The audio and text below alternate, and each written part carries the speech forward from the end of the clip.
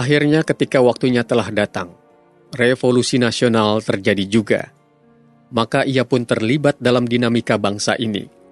Adinegoro, sang penulis 2 novel yang cukup dikenal, tetapi umum dianggap sebagai wartawan yang paling berpengalaman, diangkat pemerintah Republik sebagai kepala penerangan untuk Provinsi Sumatera dengan kedudukan di Bukit Tinggi. Setelah penyerahan kedaulatan, Adinegoro yang telah sempat pula juga memimpin majalah Mimbar Indonesia Jakarta, diangkat menjadi kepala kantor berita Antara. Pada tahun 1952 bersama Adam Bahtiar dan Sutopo, Adinegoro menerbitkan Atlas Semesta Dunia. Pada tahun 1954, ia berhasil juga menerbitkan ensiklopedi dalam bahasa Indonesia yang pertama, Ensiklopedi Umum dalam Bahasa Indonesia. Pada tahun 1967, ketika ia telah berumur 62 tahun, Adinegoro alias Jamaluddin, Datuk Marajo Sutan, berpulang ke Rahmatullah.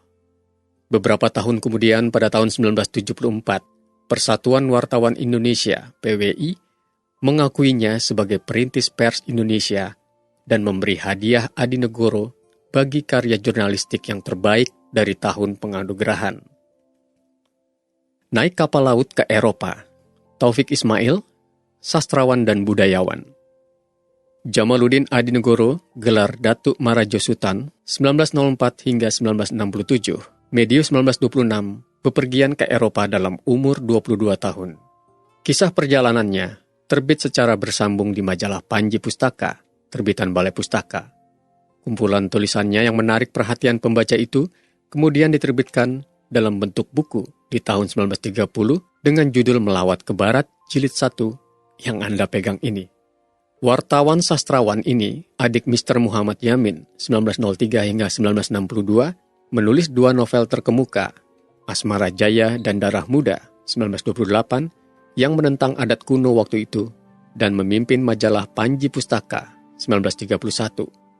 Adinegoro kemudian ikut aktif dalam polemik kebudayaan yang berlangsung di kalangan sastrawan budayawan pada tahun 1935. Ada larangan menulis di media massa ketika dia studi di Stovia, Sekolah Dokter Hindia, karena itu anak muda Talawi, Sawah Lunto, Sumatera Barat ini memakai nama samaran bahasa Jawa, yaitu Adinegoro. Dia produktif menulis dan jadi terkenal dengan nama itu. Di samping 2 novel di atas, Adinegoro menyusun Atlas Semesta Dunia dan Ensiklopedia Umum dalam Bahasa Indonesia. Secara anumerta, Anugerah Perintis Pers Indonesia diserahkan kepada keluarganya 1974. Kepada insan pers Indonesia berprestasi, kemudian secara periodik diberikan hadiah Adinegoro. Laporan pelayarannya dengan kapal laut Tambora yang dimuat bersambung di Panji Pustaka itu menarik dibaca karena bahasanya lancar, informatif, sehingga menambah pengetahuan pembaca. Pelayaran dimulai dari Tanjung Priok, ke Singapura, Sabang, Kolombo, Aden, Laut Merah, terusan Suez, Port Said, Laut Tengah, kemudian turun di Pelabuhan Marseille, Prancis. Dari Marseille, Adinegoro naik kereta api 8 jam ke Paris melalui Lyon. Sehabis beberapa hari di Paris, terus ke Brussels, Belgia, kemudian masuk Belanda di Utrecht. Sampai di sini Melawat ke Barat Jilid 1 ditutup di halaman 162. Dengan bekal bakat dan ilmu jurnalistiknya, Adinegoro secara teliti melaporkan apa yang dilihatnya di 15-20 tempat yang dilalui dan disinggahinya. Kita pembaca 87 tahun kemudian, di tahun 2017 ini, akan tertarik membandingkan apa yang dahulu dilaporkannya itu dengan apa yang ada sekarang, dan mengagumi gaya informatif penulisannya. Secara pribadi, saya ada pengalaman pelayaran 1956 yang mirip dengan pengalaman Pak Adinegoro 1926. Sebagai penerima beasiswa angkatan pertama, pertukaran pelajar AFS, American Field Service, saya ditempatkan di Milwaukee, Wisconsin. Bersekolah di SMA Whitefish Bay dan ditempatkan di keluarga angkat Bapak Archie dan Ibu Helen Werbach. Di zaman belum ada pesawat jet komersial itu, juga belum ada email, internet, dan handphone. Kami naik kapal laut Neptunia, persis sama dengan Pak Adinegoro, dari Tanjung Priok ke Kolombo, Aden, Laut Merah, terusan Suez, Port Said, dan di sini berbeda. Kemudian Napoli, Gibraltar, Lisabon, Halifax, lalu mendarat di New York. Pulang ke Indonesia 1957 juga dengan kapal laut, lewat Yokohama, Hong Kong, dan Singapura.